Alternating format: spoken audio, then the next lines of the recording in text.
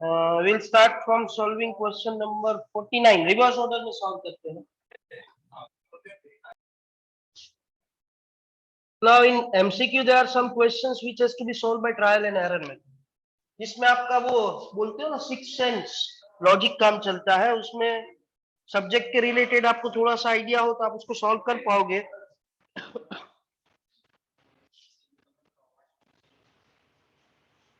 Which of the following has a dimension of time? तो आपको चार ऑप्शन दिए हैं. As I've told you, we'll solve using a trial and error method. तो A option में दिया है LR, बी ऑप्शन है L by R, option C is R by L, and D is none of this. So let us solve it from the first one. LR हमें पूछा है कि which of following has a dimension of time. तो मैं क्या करता हूं, जब इंडक्टर आता है तो मेरे को ऐसा एक फॉर्मूला पता है कि XL is omega L and which has a unit of ohm that I know. तो यहाँ पे फर्स्ट ऑप्शन में LR है, मेरे को इसको एक्सेल के टर्म में लाने के लिए ओमेगा से मल्टीप्लाई करना पड़ेगा. तो omega L into R upon omega से डिवाइड करना पड़ेगा. अभी ओमेगा L मतलब ओम, R मतलब भी ओम, तो इसका यूनिट तो टाइम जैसा नहीं आएगा. It will be something around ohm square upon omega का यूनिट पर सेकेंड या रेडियन पर सेकेंड बोलो. तो this is not a unit of time. Next we check for the L into R, L by R. Do same procedure, multiply with omega, divide with omega. अभी omega L मतलब omega L का unit तो ओम होता है, upon are का unit भी ओम. ये omega रह गया, omega is 1 upon of radian per second. Radian ने कैलकुलेट ना करो तो चले, ohm get cancelled out, second ऊपर चला गया, second by radian, so it is second only, so it has a unit of time. R by L करोगे तो एल बाय आर का सेकेंड आया तो आर बाय एल का सेकेंड इनवर्स आएगा. सेकेंड इनवर्स मतलब जैसे सेकेंड टाइम का यूनिट होता है, second inverse will be the unit of frequency. आपको पूछा है कि which has same dimension as time, तो आपका आंसर एल बाय आर आएगा. अगर पूछा होता कि which has the dimension of frequency, then your answer will be R by. Are you clear with this?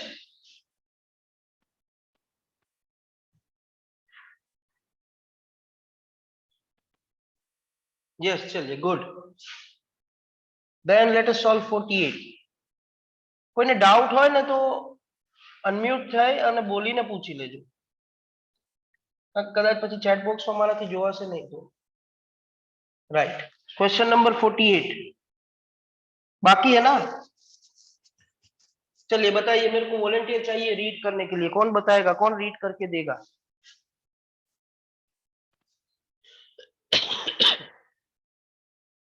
will be that volunteer to help me out to read it?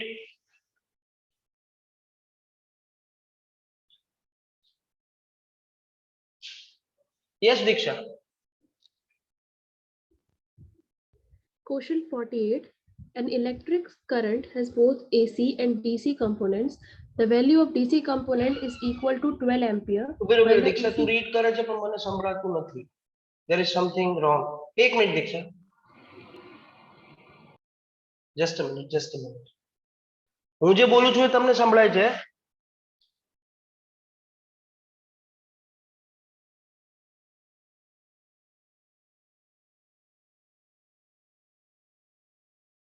एक minute. हाँ,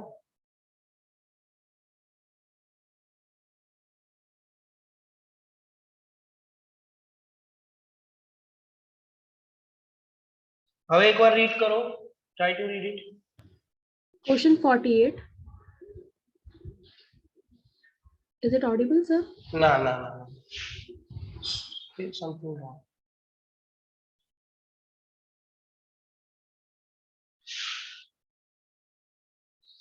Just a minute. Huh?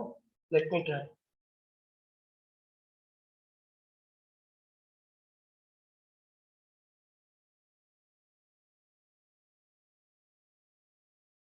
Diksha, try now. An electric current has both AC and DC components. Maharaj read करो first, leave it. चलिए 48 question ऐसा है, when electric current has both AC and DC components, AC और DC दोनों component है, the value of DC component, तो DC component का value हमें दिया गया है IDC is equal to 12 ampere, while AC component जो आप जानते हो कि टाइम वेरिंग होता है, and that is given as 9 sin omega t ampere. बराबर, हमें पूछा है कि इसका आरएमएस वैल्यू फाइंड करके दीजिए। बराबर, तो पहले तो टोटल करंट क्या हो जाएगा सर्किट का, पूछा आरएमएस है, तो टोटल करंट हो जाएगा when it has DC as well as AC component, so it is IDC plus IAC, so that I will be IDC is 12 plus IAC is 9 sin omega t। ये total current मिल गया। अभी हमें इसका RMS value find करना है, this is in ampere. हाँ, हमें इसका आरएमएस वैल्यू फाइंड करना है। We know the procedure to find out the RMS. यहाँ पे आरएमएस करंट के लिए फाइंड करना है, तो रूट मीन और जिसका आरएमएस फाइंड करना है उसका स्क्वायर, तो आई स्क्वायर, जहाँ पे आई ये सर्किट का total current, so that will be under root of, हमारे पास जो टोटल करंट आया एसी प्लस डीसी ऐड करके, that is 12 plus 9 sine omega t, बराबर है, इसका स्क्वायर। इसका स्क्वायर करोगे तो a plus b the whole square का फॉर्मूला लगा दो आप, तो 12 का स्क्वायर हो जाएगा 144 plus 2 into first term into last term, तो 12 into 9 108 into 2 that is 216 sign omega t, बराबर है, plus 81 sign square omega T. ये हमने सिर्फ स्क्वायर किया है, एवरेज फाइंड करना बाकी है। So we know that average उसका निकलता है जो टाइम वेरिंग होता है, जो टाइम का फंक्शन होता है, तो 144 को तो हम कांस्टेंट कंसीडर करेंगे, प्लस 216 कांस्टेंट लेकिन साइन का निकल जाएगा, प्लस 81 कांस्टेंट लेकिन average value sign square omega T का होता है। और ये हमने याद भी किया था, अगर आपको पता हो, याद हो, कुछ मालूम हो तो, average value of sign omega T याद कीजिए, ये 0 होता है फुल पीरियड ऑफ साइकिल के लिए। Average value of sine square omega T for the full period of cycle, ये हाफ होता है। डालिए आप, तो आपको मिल जाएगा I R M S is equal to under root of 144, 216 था लेकिन उसके साथ जो एवरेज वैल्यू ऑफ साइन आया वो 0 हो गया, plus 81 into sine square omega T का 1/2। अभी 181 का अगर आप 1/2 करोगे तो 40.5 आएगा, so it will be 144 plus 40.5, so that RMS value will become under root of 184.5। 13 का स्क्वायर 169 होता है, 14 का 196 होता है, दिस इज 184.5। तो 13 और 14 के बीच में कहीं पे आंसर सेट होगा, ऐसा एक ही ऑप्शन है, 13.58 ampere. Now clear with this?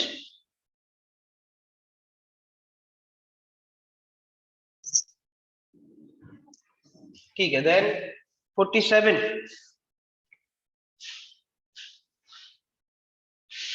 let us do question number 47।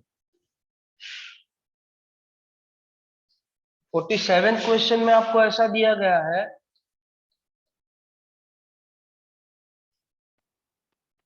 the AC voltage and current in LCR AC series circuit,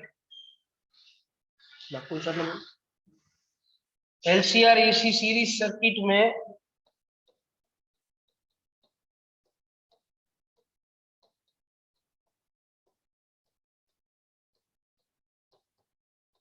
आपको दिया गया है कि भाई करंट और वोल्टेज का equation, voltage is 200√2 cos 3000t minus 55 degree voltage. और करंट का वैल्यू आपको दिया गया है I is equal to 10√2 cos value 3000 same, लेकिन इसका फेज एंगल दिया गया है 10 डिग्री। आपको पूछा है कि आप सर्किट का इंपीडेंस कैलकुलेट कीजिए, फिर आपको पूछा गया है कि आप रेजिस्टेंस फाइंड कीजिए सर्किट का। कैसे करेंगे?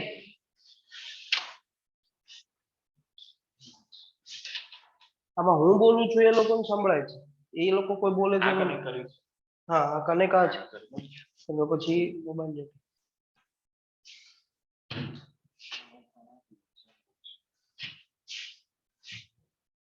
जनरल स्पीकर का हुआ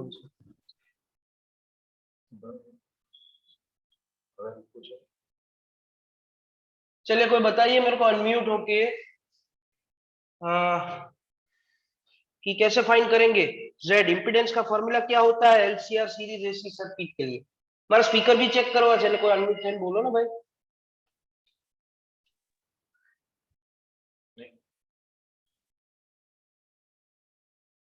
हंस भाई बताइए।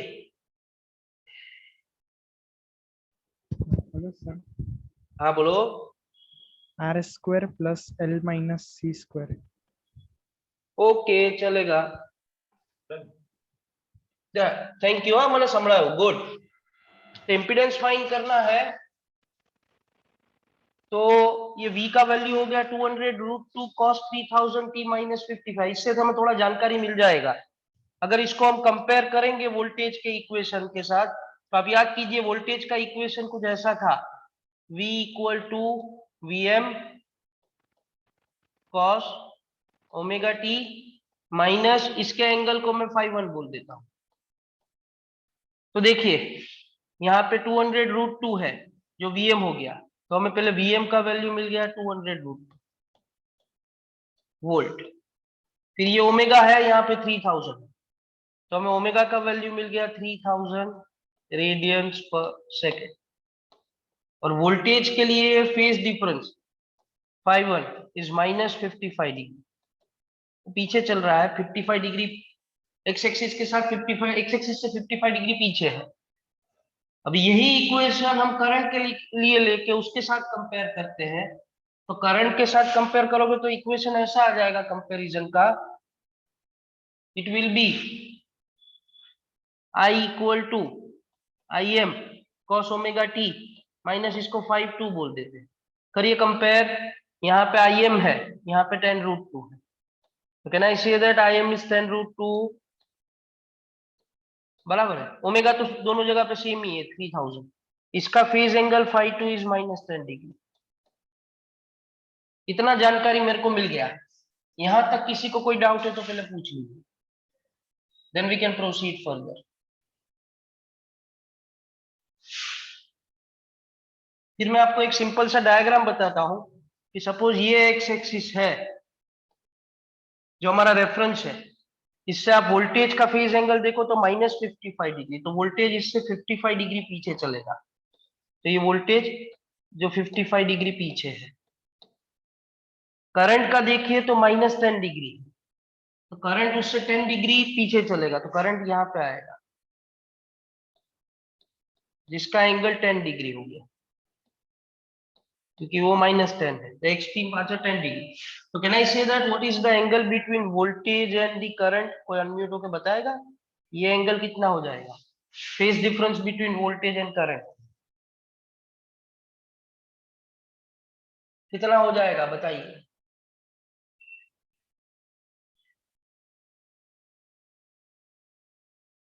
करंट का 10 डिग्री, वोल्टेज का 55 डिग्री, तो total phase difference between voltage and current कितना हो जाएगा?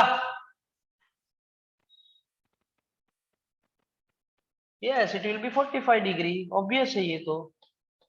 चलिए तो हमारे पास और एक जानकारी आ गया कि phase difference between current and voltage is 45 degree.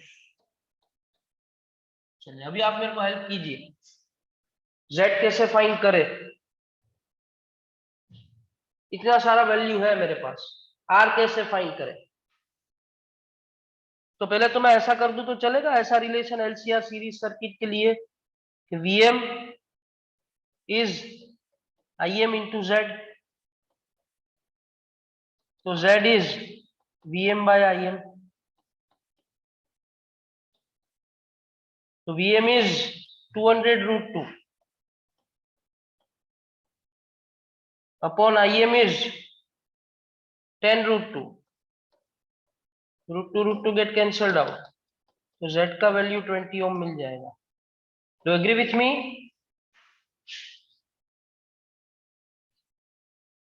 Yes. अभी मेरे पास फेज एंगल है, Z है और R फाइंड करना है। मैंने आपको फेज एंगल फाई के लिए 3 फॉर्मूला सिखाए थे, साइन, कॉस, टेन। उसमें से आप ऐसा फॉर्मूला सिलेक्ट कीजिए जिसमें फाई तो आएगा ही, Z आ जाए और R आ जाए। Which formula should I take?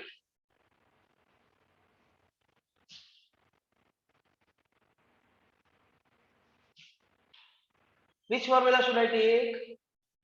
cos વાળું લાવ, sin વાળું લાવ કે પછી tan?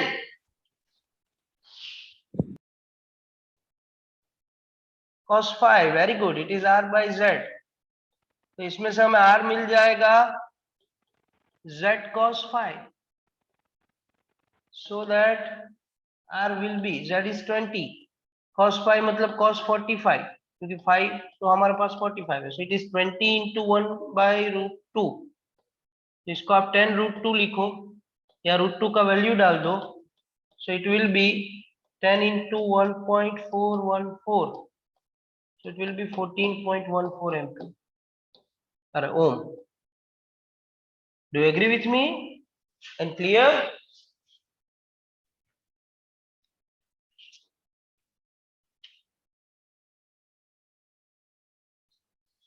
Okay, चलिए, now volunteer to read question number 46। कौन रीड करके देगा?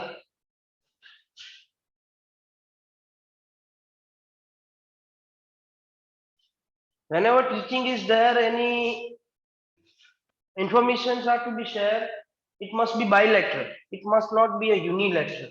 मैं पढ़ाता रहूं और आप पढ़ते रहो, आपको भी कुछ बोलना चाहिए आपके एंड से। So it looks like an interactive session। Yes, Priya? Yes, sir. 46th question. In an AC circuit, R and L are connected in series with a source of maximum 220 volt and frequency 50 hertz. एक minute Priya, for Yes. RL series circuit ऐसा हम solve कर रहे हैं, ऐसा हमें जानकारी मिला, तो मैं पहले ही लिख देता हूं। फिर मैक्सिमम वोल्टेज हमें दिया गया है, सो द इंफॉर्मेशन में ही बताया कि जो वोल्टेज है वो मैक्सिमम है, सो Vm इज 220 वोल्ट, ऐसा हमें जानकारी दे दिया गया। Yes, further. And frequency 50 hertz. Okay, frequency 50 hertz. If L equals to 1 and R equals to 100 Q, find the maximum current in the inductor and phase difference between voltage and current. Im find करना है and phase difference between current and voltage find करना है। और यहाँ पे R is equal to 100 क्यू दिया है ना, इट मस्ट बी 100 ओम, वो प्रिंटिंग मिस्टेक हो गया। चलिए कैसे फाइंड करेंगे बताइए। RL सीरीज सर्किट है, Vm का वैल्यू है, Im फाइंड करना है, तो पहले Z फाइंड करना पड़ेगा। Can anyone tell me the formula of Z for RL series circuit? Yes,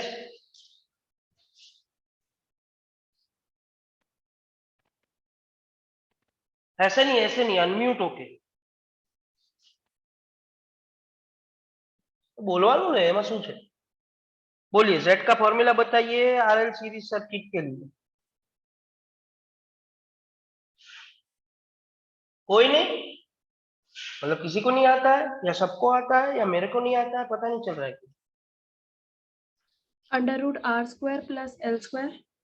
very good, it is √R² plus XL²।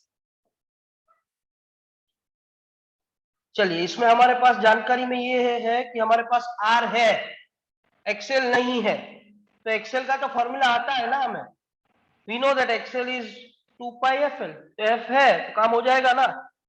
तो ऐसा है, किसी को सेट नहीं होता है तो पहले XL फाइंड कर दीजिए, सो it is 2πfl। So it will be 2, 3.14, 50, and L is 1. So XL will be 15 to 200 into 3.14, 314 ohm हो जाएगा. So Z will be under root of R square. R मतलब हो गया आपका 100 का square plus XL is 314. Solve कीजिए, बताइए क्या आंसर आ रहा है.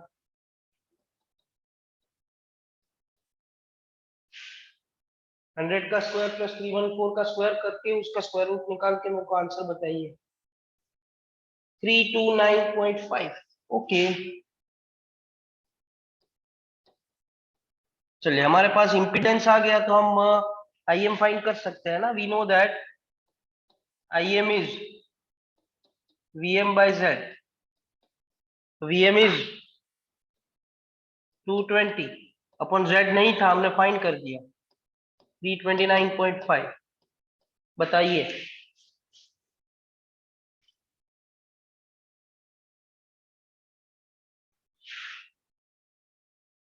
जीरो 0.668, 0.67 एम्पियर कर देता हूं.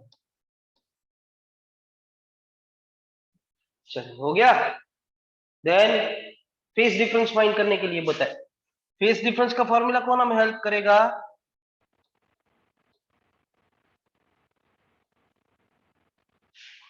This will help me to tell the formula of phase difference. Yes, Archie. tan phi is equal to minus XL upon R. Tan phi is minus XL by R. Very good. And the reason to take minus XL by R is that because we are solving for RL series circuit. Otherwise, XC minus XL by R हो जाता. So it is minus XL by R. XL हमारे पास आ गया 314 का और R का value है हमारे पास 100 ओम. इसको सॉल्व करोगे तो आपको माइनस 3.14 मिलेगा. हालांकि माइनस को तो छोड़ दो. तो 5 का वैल्यू 10 में आप 3.14 कहाँ पे आता है वो देखिए. अदरवाइज ऑप्शन देख के पता चल जाता है तो वेल एंड बेटर. ऑप्शन में आप देखोगे तो ना आपको चेक करना ही पड़ेगा क्योंकि सब एंगल नजदीक नजदीक ही दिए है. एक तो ए और सी दोनों में से ही एक आंसर होगा, ये फिक्स है. लेकिन कितना है वो आपको देखना पड़ेगा और मेरे को बताना पड़ेगा. 10 3.14 कहाँ पे देता है?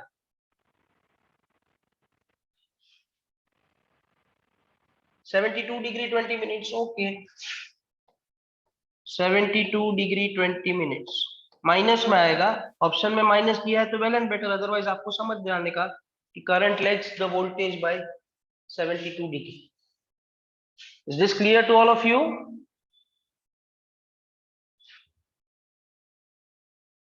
Yes, good. चलिए नेक्स्ट 46 हुआ तो 45. Volunteer to read 45.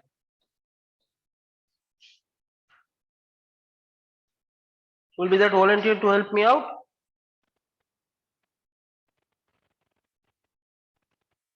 Yes, Rudra. Derive the expression for the total current flowing in circuit using phasor diagram. Actually ये क्वेश्चन है ना एमसीक्यू में नहीं पूछ सकते हैं क्योंकि डिराइव करने के लिए पूछा है तो एमसीक्यू में कैसे पूछेंगे. लेकिन आईएमपी है, सॉल्व कर देते हैं क्योंकि ये नया है. इसलिए आप देख सकते हो ये वोल्टेज सोर्स है, एसी सोर्स आप देख सकते हो जिसका वोल्टेज वी है. तो आरएमएस वोल्टेज वी हो गया. सर्किट में अगर आप देखोगे तो ऑर्डर थोड़ा वैसे आगे पीछे होगा, अदरवाइज ऐसा है. जो तीनों कंपोनेंट जिसका हमने सॉल्यूशन सीरीज से किया था, सीरीज के लिए किया था, वो अभी पैरेलल में लगा दिए गए. ठीक है, तो एक तो मेरे को ऐसा जानकारी मिल गया कि VRMS given voltage applied voltage is V. We want to find out the expression for the current. So let the current flowing through the circuit is I, whose expression is to be find out. ये तीनों कौन से connection में लगाए गए हैं?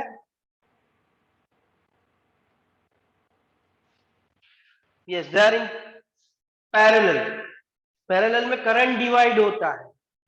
तो आप देखिए कि 3 कंपोनेंट है, तो current flowing through the L will be IL, current flowing through the C will be IC, and current flowing through the R will be IR. These are RMS currents.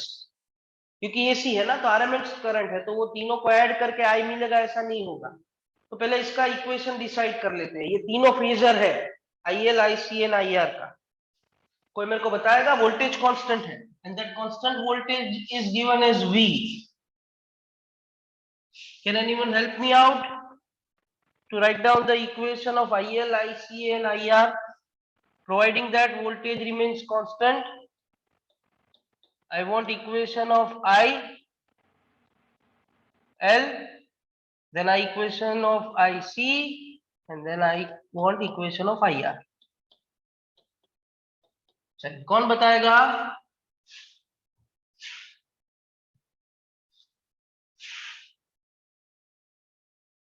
जैसा हमने सीरीज एलसीआर में voltage का equation लिखा था, वैसे इसमें current लिख रहे हैं।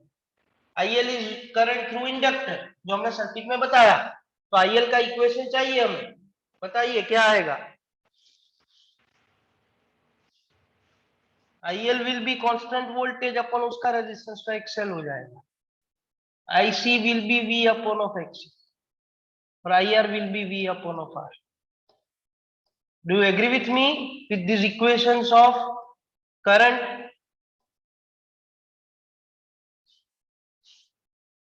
बराबर है। ये सीरीज है, वोल्टेज कांस्टेंट रहता है। जब मैंने आपको फेजर डायग्राम बताया था तब आपको समझाया था, याद करो, कि जो कांस्टेंट रहता है वो हमारा रेफरेंस, जो कांस्टेंट रहता है वो हमारा reference, and the other one जो वेरिएबल है जिसका हम फेजर बनाएंगे। तो यहाँ पे टोटल आप समझो तो 3 करंट है, IL, IC, IR, उसके फेजर आएंगे, और टोटल करंट जो हमें फाइंड करना है उसका फेजर आएगा। So let us decide the phase difference. Voltage के साथ इसका रिश्ता क्या? पहले मेरे को IL बताइए। In circuit with only L, voltage और करंट का रिश्ता, मतलब यहाँ पे हम IL देख रहे हैं, वोल्टेज से क्या होता है? सेम फेज में होता है, आगे होता है, पीछे होता है, कितना आगे पीछे होता है बताइए?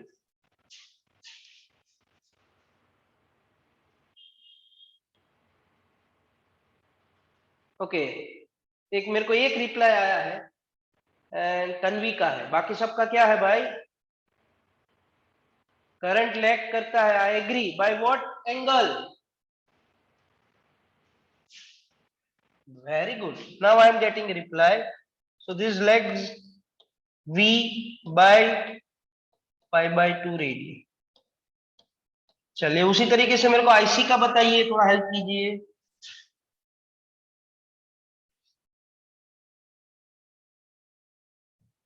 Okay, very good. It leads voltage by pi by 2 radian. Agree. मेरे को IR का बताइए।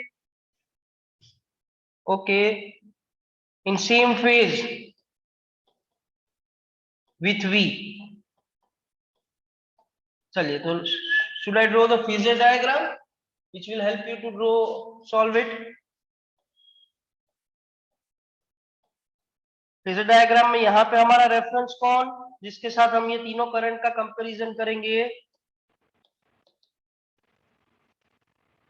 Voltage. Why the voltage is reference? Because this is a circuit in which L, C and R connected in parallel में। हाँ, parallel में voltage constant होता है, इसलिए। Very good.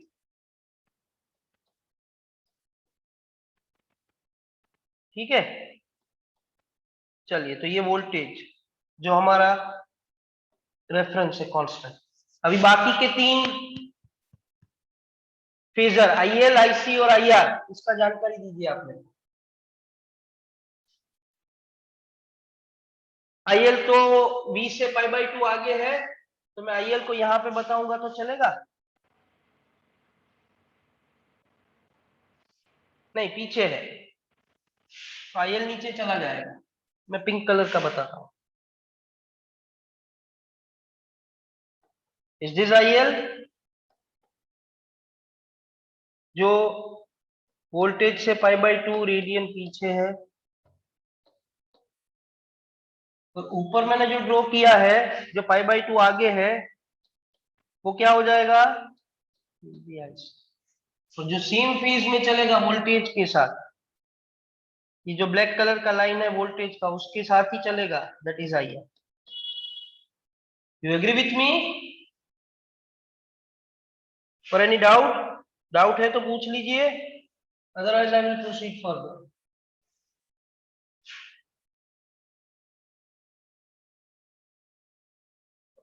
फिर से बना देते हैं, किसी ने डाउट पूछा है तो।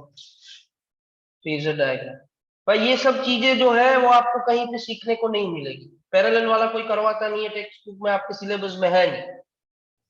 फिर न्यूमेरिकल है इसके, फिर आप क्या बोलोगे सिलेबस में नहीं था, न्यूमेरिकल नहीं करेंगे ऐसा? चलिए फिर से पहले रेफरेंस को ड्रॉ कर लो, और पहले रेफरेंस सिलेक्ट कैसे किया कि भाई पैरेलल सर्किट है तो वोल्टेज कांस्टेंट है, तो ये वोल्टेज है हमारा रेफरेंस। फिर आईएल आईसी आईआर का जानकारी ले लिया था हमने, आईएल जिसका फॉर्मूला V/XL है, जो π/2 रेडियन पीछे चल रहा है वोल्टेज, ये हो गया आईएल।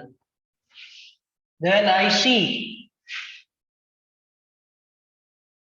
यहाँ पे आ गया, तो इससे π/2 रेडियन आगे चलेगा,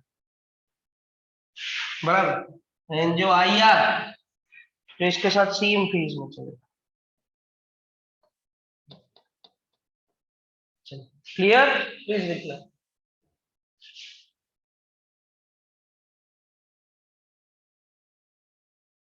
फिर सेम वे यहाँ पे भी हमें कंडीशन लेना पड़ेगा जैसे हमने सीरीज में किया था। तो आप देखिए सब ऑप्शन में ब्रैकेट में 1/XL 1/XL 1/XL आगे है, तो हम ऐसा एज्यूम कर लेते हैं कि late IL is greater than IC. If IL is greater than IC, then can I say that this will look like this? ये IR तो यहाँ का यहाँ रहेगा, बराबर है। जहां पे IL था उधर अभी IL माइनस IC आ जाएगा, तो इन दोनों का जो रिजल्टेंट होगा जो हमें फाइंड करना है वो इसके बीच में कहीं से निकलेगा। You getting my point?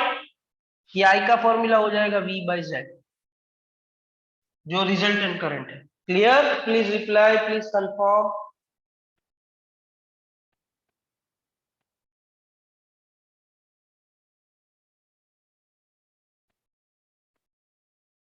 Okay, तो ये वाला जो लाइन है जैसे हमने सीरीज में किया था, इसको शिफ्ट करके मैं ऊपर डाल देता हूँ यहाँ पे, ये हो जाएगा 90 डिग्री, बट ये साइड हो जाएगा अभी IL minus IC। Right angle triangle complete करने के लिए जैसे हमने LCR सीरीज में किया था वैसे। Agree with me? बस तो अभी आप रिश्ता फाइंड कर लीजिए, आई है वो हाइपोटेनियस हो गया, तो can I say that I is under root of IR square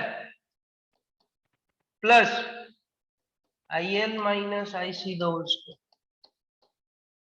I का वैल्यू V/Z under root of IR square V square upon of R square plus V/X minus V/X। V को कॉमन निकाल लीजिए, सब में से V स्क्वायर स्क्वायर रूट के बाहर निकलेगा तो V हो जाएगा under root of 1 upon of R square plus 1 upon of XL minus 1/X whole square. V get cancelled out, बराबर है, तो आपको 1/Z मिल जाएगा।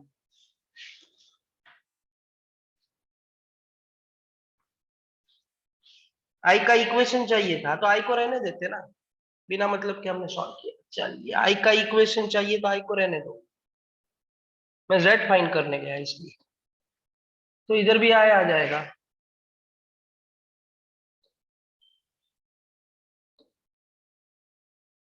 चलिए तो फिर आपका आंसर यहाँ पे ही आ जाएगा। ऐसा कोई ऑप्शन है?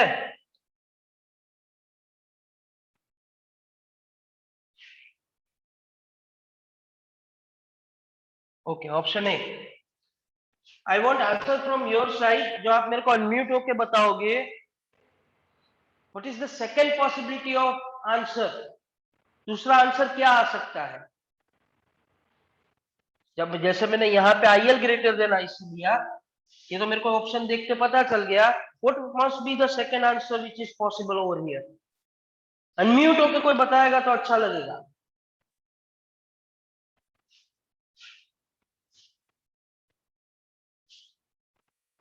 बताइए, चलिए।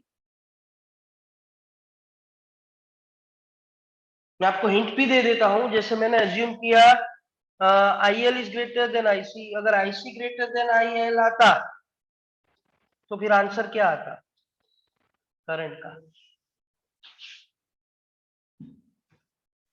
Will tell me out.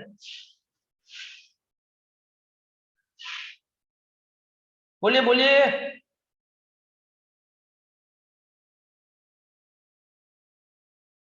अरे तो बहुत इजी हो जाता ना।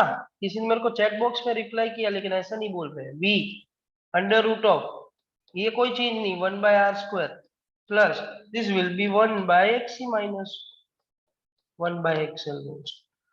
इधर आपको कंडीशन प्रोवाइड करना पड़ेगा, या दोनों आंसर साथ में नहीं दे सकते, वरना दोनों करेक्ट हो जाएंगे। Are you getting with this?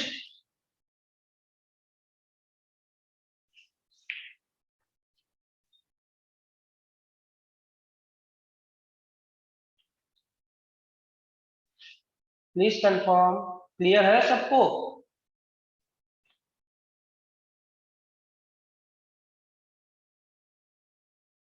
Okay okay, चलिए अभी कौन सा बाकी है? क्वेश्चन नंबर 44 बाकी है ना, सो दैट विल बी लास्ट, फिर आप लिख लेना आराम से। वो 44 में हमें थोड़ा चेंज करना पड़ेगा, क्योंकि ये जो सर्किट है ना, उसको सॉल्व करने के लिए आपको इम्पीडेंस वगैरह फाइंड करना पड़ेगा, और ये कॉम्प्लेक्स सर्किट हो जाएगा सॉल्व करना, जो भी आपके सिलेबस में से निकाल दिया है। तो हम इसको ऐसा कर देते हैं, obtain resonance angular frequency for this circuit, और आप मेरे को आंसर बता दीजिएगा।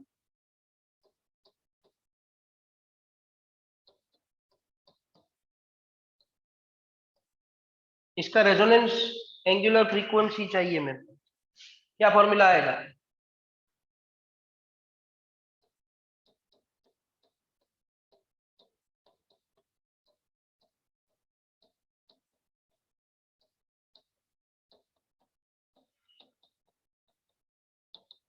Omega 0 is, yes, it is 1/√LC.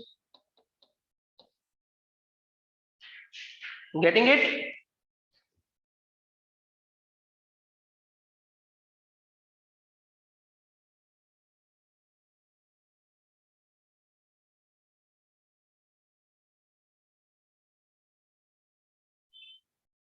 Yes or no?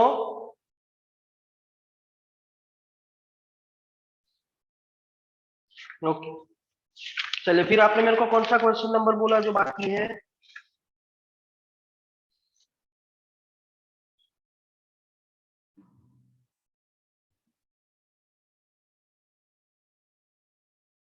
Question number 20।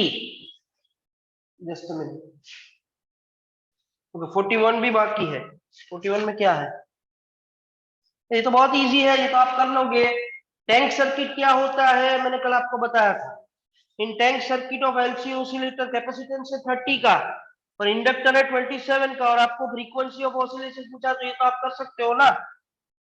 Angular frequency पूछा है तो 1/√LC डाल दो, हो जाएगा। आपको ये नहीं करवाऊंगा मैं अभी, आप कर लेना। चलिए बाकी 41 से फिर कौन सा बाकी है? 36। 36 भी तो ये टेक्स्ट बुक का क्वेश्चन है, वैसा ही है सेम। ऐसा किया था हमने, इंडक्टेंस दिया है, कैपेसिटेंस दिया है, और रेंज पूछा, कैपेसिटेंस का रेंज पूछा है फ्रीक्वेंसी देके। Same question that you have to do. 36 in homework, 41 in homework. चलिए बाकी बताइए नेक्स्ट।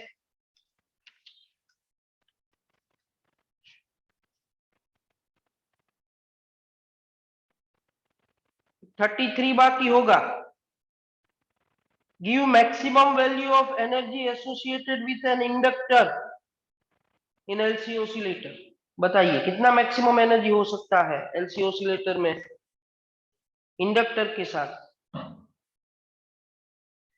33 है ना ये question number. Yes. What will be your answer? तो हमने आपको ऐसा सिखाया था कि in case of LC oscillator one of them is fully charged and another will be discharged. So उसका जो टोटल एनर्जी होगा जिसका भी जो फुल्ली चार्ज है that will be divided and redistributed. तो अगर हम मैक्सिमम वैल्यू की बात करें कैपेसिटर के लिए तो what is the maximum energy that a capacitor can store?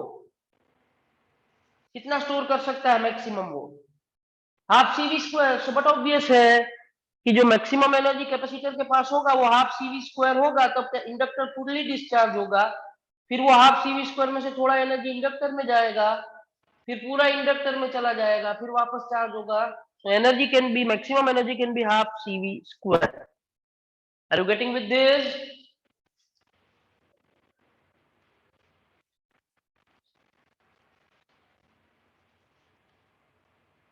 चलिए नेक्स्ट बताइए.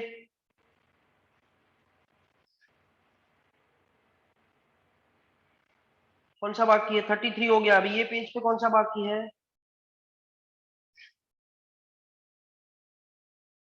Direct question number 20. It is given that in an LC oscillator circuit having completely charged capacitor with the passage of time क्या होता जाता है? The electric current increases gradually. Next, the energy of the circuit continuously increases. The energy of the circuit continuously decreases. There is a continuous absorption of the electromagnetic wave.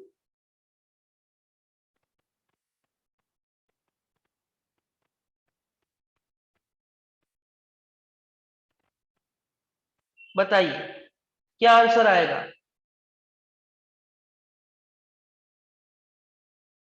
LC oscillator circuit में the energy of the circuit.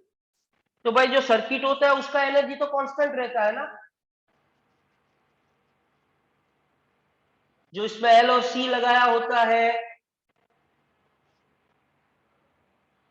हाँ, अगर capacitor fully charge है तो ऐसा लिख सकते हैं कि the energy of capacitor continuously decreases और वो इंडक्टर में चला जाएगा. लेकिन energy of the circuit remains constant. बराबर है. तो बी और सी ऑप्शन तो नहीं आ सकता है. There is a continuous absorption of electromagnetic wave, वो भी नहीं आ सकता है. तो correct answer is the current increases gradually. उसमें भी वो ग्रेजुअली में डाउट है. ग्रेजुअली नहीं होता है, करंट इंक्रीजेस कंटिन्यूअसली होता है. तो मेरे हिसाब से तो एक भी करेक्ट आंसर नहीं. आंसर की में क्या दिया है?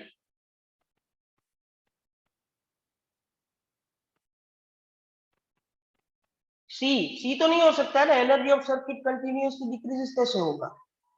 Energy of capacitor continuously decreases हो सकता है. Energy of circuit continuously decreases नहीं हो सकता है. तो मेरे हिसाब से आंसर ए आना चाहिए. उसमें भी ग्रेजुअली वो रॉन्ग है. तो रखो इसको, पेंडिंग रखो. इसमें करेक्शन करवाना पड़ेगा. हम डिस्कस करके आपको करवा देंगे. बराबर.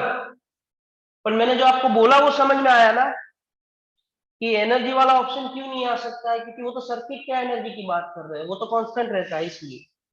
और डी ऑप्शन तो हो ही नहीं सकता है. Are you getting with this?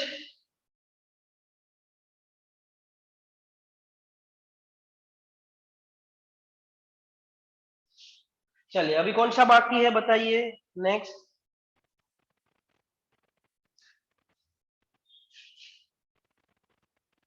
Fifteen. चलिए 15 में क्या है देख लीजिए. बताइए कौन 15 रीड कौन करके देगा मेरे को?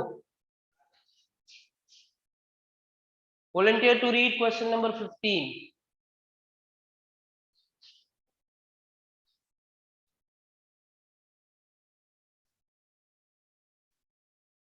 Yes Aastha. Yes, sir. In an oscillating LC circuit, the maximum charge on the capacitor is Q what will be the charge on the plate of the capacitor when energy stored in magnetic field and electric field are equal? It is given that we are solving for LC oscillator circuit. तो LC oscillator circuit में maximum charge on the capacitor is Q, ऐसा बता दिया है कि QM को आप Q ले लो, बराबर है। और आपको पूछा है कि आप हमें Q का वैल्यू फाइंड करके दो, इसको हम Q डैश बोल देते हैं। Find out this charge at what time, at the time what will be the charge on the capacitor when the energy stored in the inductor and the capacitor is maximum, मतलब when UB and UE are equal। अब बताइए ये UE और UB equal कब होता है?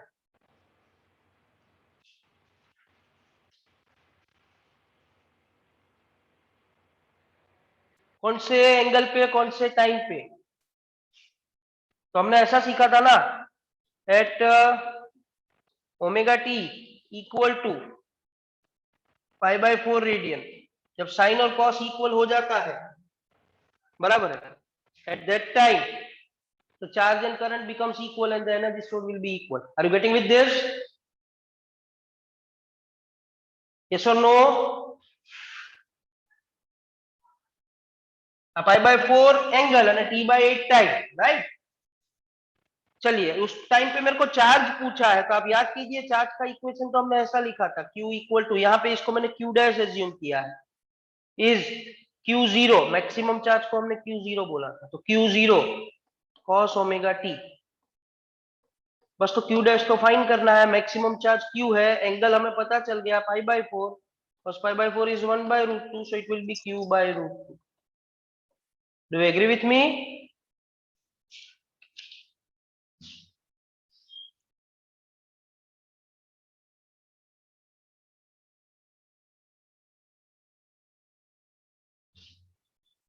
Yes? Okay, is there any other question from this chapter which is remaining from assignment? ये सब हो गए?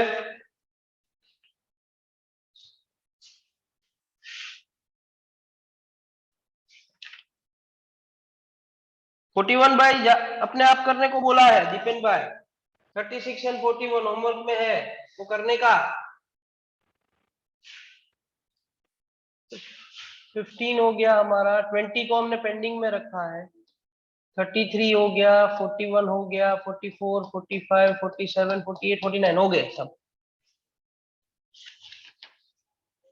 लिख दीजिए आप, चलिए होते जाए वैसे बोलते जाइए, तो फिर हम आपको नेक्स्ट पेज पे लेके चलते हैं।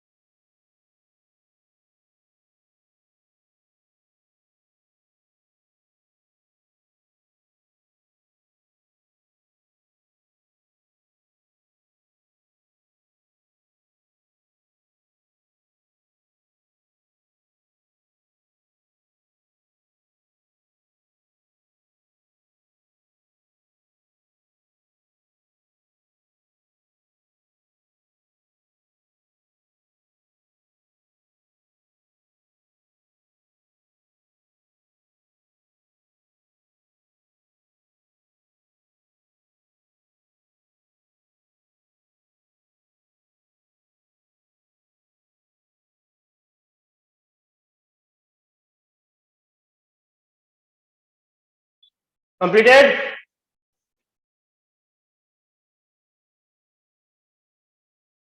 Yes. Should I take you to the next whiteboard?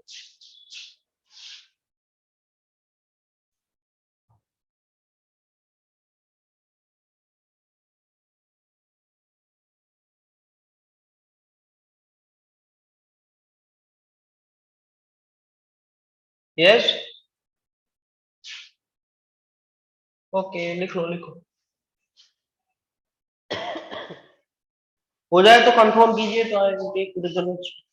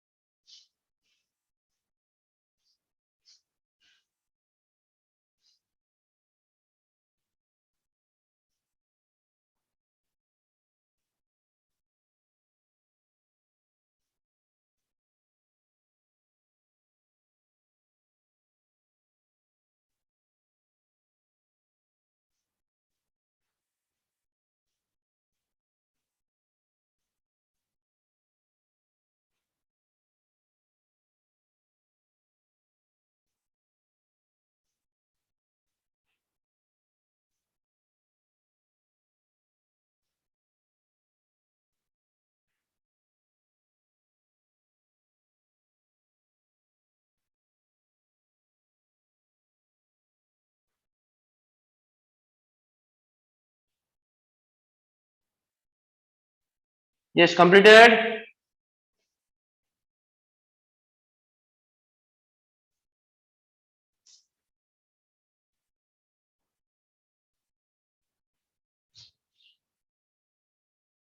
Okay.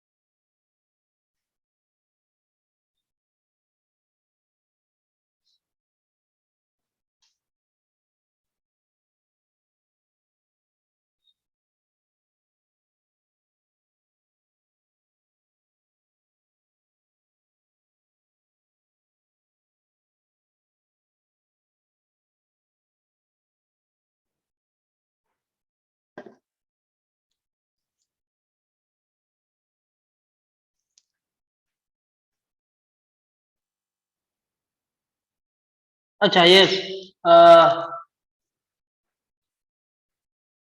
आपको ग्रुप में कुछ शेड्यूल मिला है about the exam which is going to be done on 18th of October? Yes.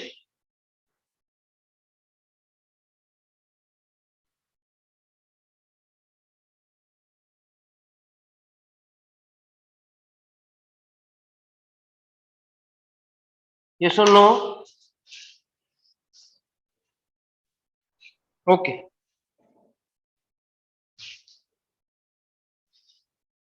Okay. इसमें फिजिक्स में कितने चैप्टर्स है आपने देखा?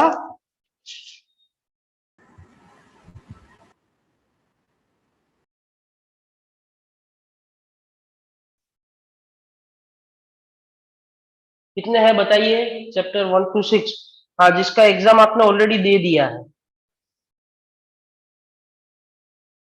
ठीक है। 1 to 6 चैप्टर, तो फिर बस आपको उसके लिए तो सिर्फ रिवाइज करना ही रहेगा जिन्होंने 1 to 6 चैप्टर का एग्जाम ठीक से दिया है। And next thing is that, आपका जो आज आपको सर्कुलर भेजा गया है जिसमें आपको नीट जेडब्ल्यू का जीटी है, that is on 30th of October, उसमें भी चैप्टर 1 to 6 रखा गया है। जो अभी आपका नेक्स्ट जेडब्ल्यू नीट होगा ये मंथ में, जब भी होगा तब भी वो 1 to 6 का ही है, तो उसका भी रिहर्सल आपको पहले हो जाएगा, फिर जाके आप उसका जीटी दोगे, चाहे वो जेडब्ल्यू नीट का हो चाहे वो बोर्ड्स का हो, ठीक है।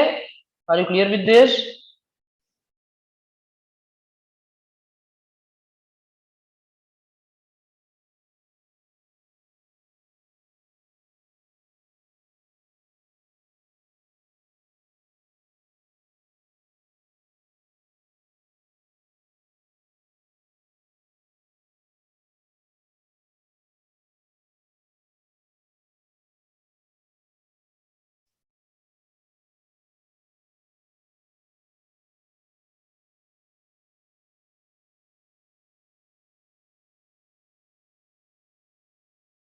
वत्सला, that madam will inform you, madam या सर आपको इन्फॉर्म करेंगे।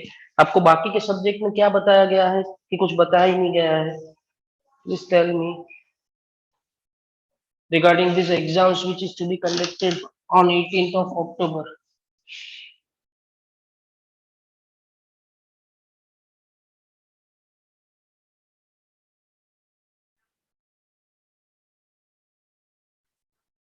ओके, तो फिर आपको अभी जो यूनिट्स है वो आप याद रखिए, चैप्टर 1 to 6 उसका प्रोसीजर क्या है वगैरह क्या है, वो सब आपको इन्फॉर्म कर दिया जाएगा,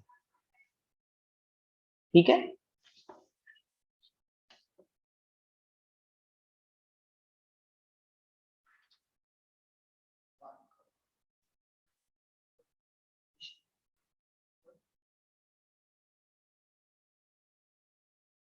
यतीश सर चेक है ना?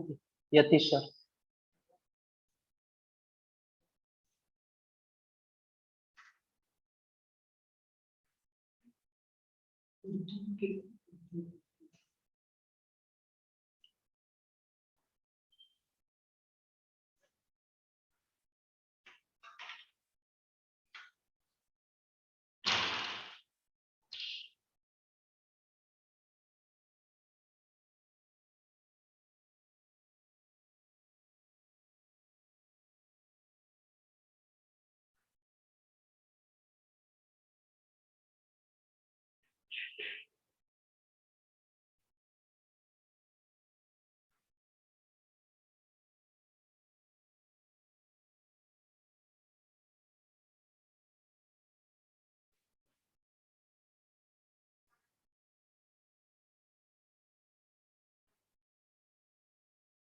चलिए, is this completed? Should I take you to the next board?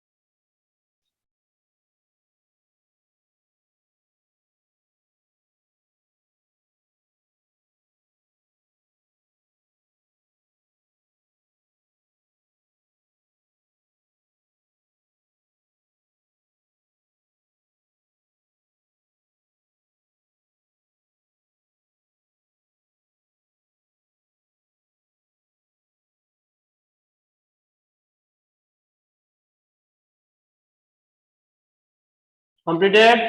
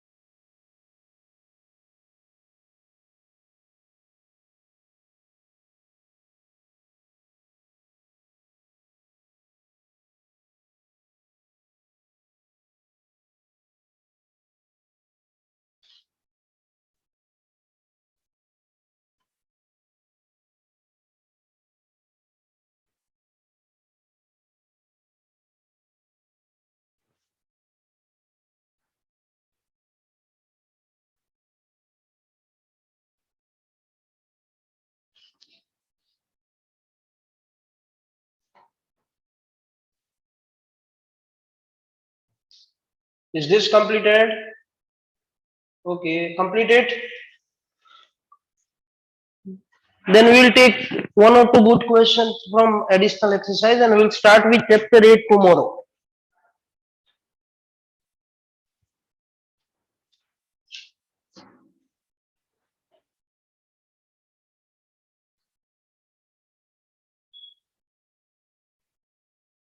I want to solve question number 7.13 from additional exercise. 7.13, 14, 15, 16 ये सब IMP questions है.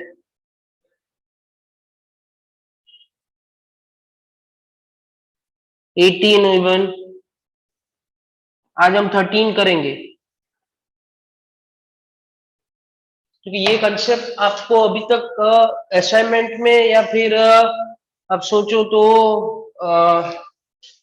टेक्स्ट बुक में भी आया नहीं है जो हमने एक्सरसाइज के क्वेश्चंस किए उसमें से. चलिए इसके लिए पहले ये कंप्लीट है कि नहीं ये बताइए, then we can start with that.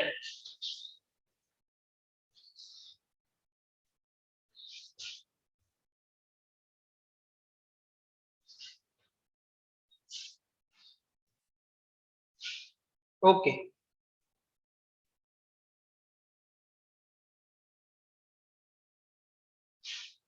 चलिए, will be that volunteer to help me out to read exercise question number 7.13.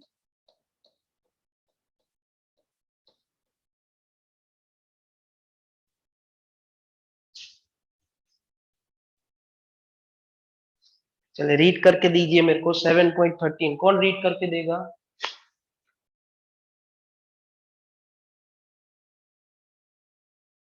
Yes Diksha. Question number 13. A coil of inductance 0.50 Henry and resistance 100 ohm is एक minute. We are solving for a coil and that coil is having a resistance of 100 ohm, 100 ohm and its inductance is 0.50 Henry, 0.5 Henry. Yes. is connected to a 240 volt हाँ. and 50 hertz AC supply. AC supply दिया मतलब RMS voltage दिया है 240 volt and 50 hertz का frequency दिया है आपको. Yes. A. What is the maximum current in the coil? Maximum current in this coil मतलब IM फाइंड करना है. B. What is the time lag between the voltage maximum and the current maximum? Voltage maximum और current maximum के बीच में ये time lag find करना है. This is the new concept for you, time lag. So for that being, first of all, you need to understand, you need to recognize which circuit is that for which you are solving. This will nothing but an RL series circuit. बराबर. RL series AC circuit है तो सबसे पहले आपको मिल जाएगा XL जो आप जानते हो 2 pi FL होता है. So it will be 2 into 3.14 into frequency that is 50 and into L that is 0.5. If you solve this, this will be 157 if I'm not wrong. Please check it. Is it?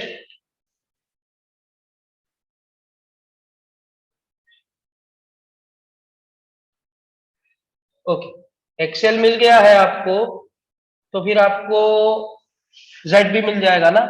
Z का formula under root of R square plus XL square, so that z will become under root of r is 100 plus XL जो नहीं था हमने find कर दिया 157 का square. तो z कितना आता है हमें बताइए, फाइंड करके बताइए।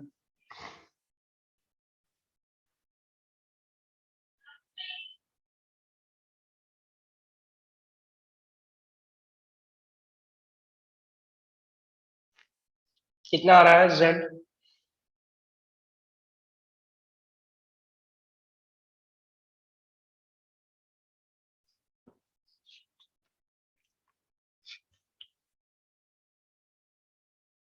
चलो फाइंड करो फटाफट।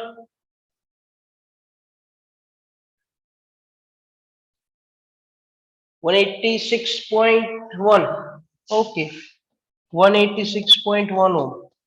अगर आपके पास z हो गया तो आपको आरएमएस मिल जाएगा।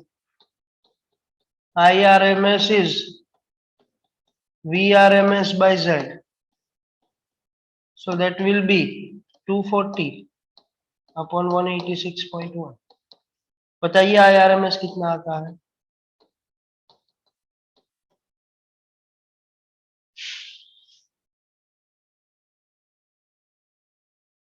One 1.28 ampere. ये आरएमएस करंट आया, हमें मैक्सिमम करंट पूछा है, तो हम जानते हैं कि IM होता है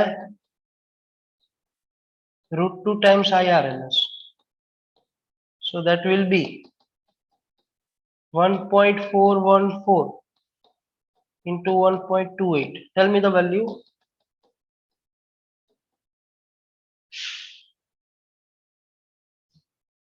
1.809. So can I write down this to be a 1.84? चलिए ये हो गया। अभी टाइम लेग, टाइम लेग के लिए मैं आपको एक सिंपल सी चीज पूछता हूं, उसका मेरे को आंसर बताइए कि जब एक ऑसिलेशन पूरा होता है, ये साइन और कोसाइन के फंक्शन ही है, जब एक ऑसिलेशन पूरा होता है तो एंगल कितना चेंज होता है? 2 पाई रेडियन, बराबर है। तो फिर उसमें टाइम लगता है, उसको कैपिटल टी बोलते हैं। तो हमें पहले यहाँ पे एंगल तो फाइंड करना पड़ेगा ना, तो फिर उसको कंपेयर करेंगे ना। तो tan phi फाइंड कर लेते हैं, उसमें से हमें phi मिल जाएगा। tan phi is XL by R, XL 157 upon R, that is 100. So tan phi is 1.57। बताइए 10 में 1.57 कौन से एंगल पे आता है?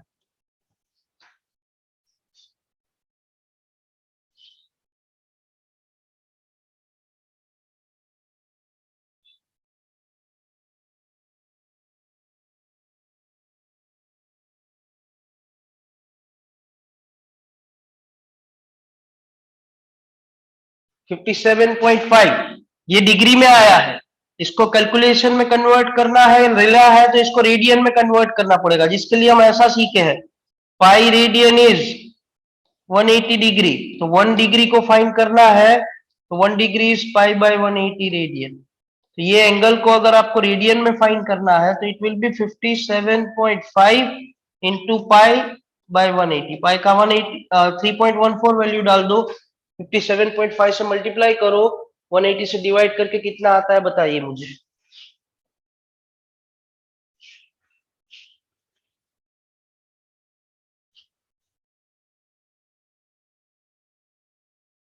ओके 1.003 रेडियन करीबन, ये रेडियन में आ गया। अभी क्या करेंगे, मैंने आपको ऐसा बोला सिंपल, अभी पहले आपको मैं फॉर्मूला बना के याद करवा देता हूं। If 2 pi radian is phase difference then the time is equal to time period. तो 5 में कितना, लेकिन 5 रेडियन में चाहिए, इसको हमने टी बोला, वो टी कितना? तो can I say that T is 5, that is total angle, अरे बराबर है, by 2 pi into total time. Is this step clear to all of you?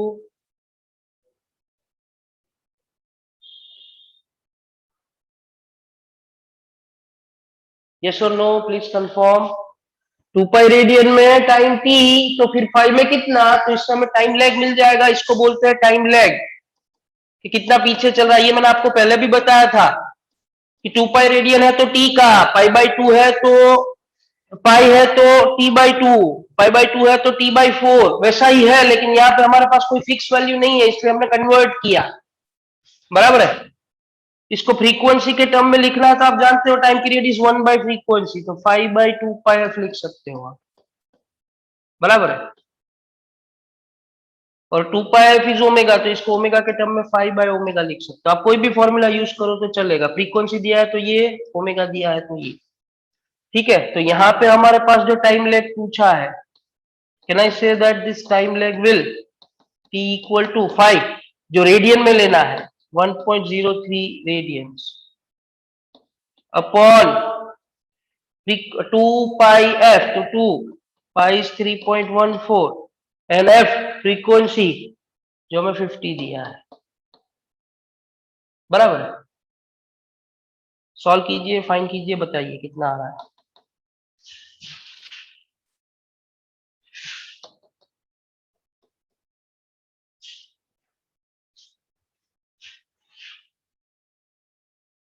Zero 0.0032 seconds. इसको मैं 3.2 मिली सेकेंड बोलूं तो चलेगा।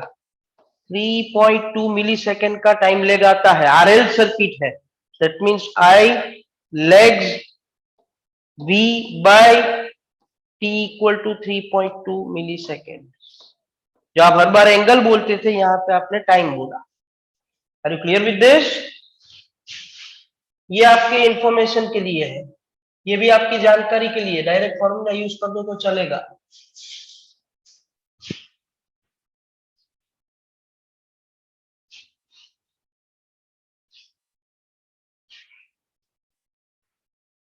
क्लियर? Please confirm.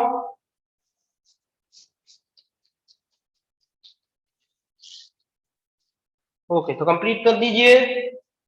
हो जाए तो बोलिए। ऐसा इक्वेशन कैपेसिटर के लिए दिया है 7.15 में, जो आप अपने आप सॉल्व करोगे, ट्राई करोगे। जैसे ये एक्सेल था, उसमें एक्स हो जाएगा, बस only that is the difference.